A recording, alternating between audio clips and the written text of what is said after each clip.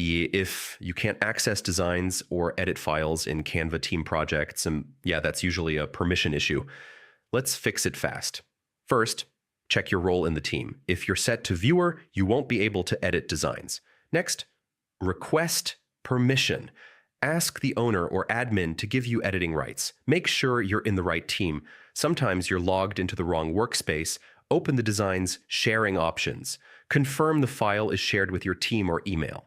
Double-check your login account. You might be using a different email than the one invited. Check your email for invites. You need to accept the team invite before access works.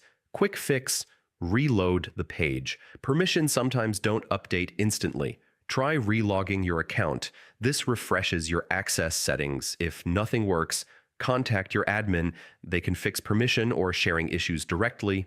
So check your role, confirm access, switch teams, and refresh your account. That's how you fix Canva team permission issues quickly.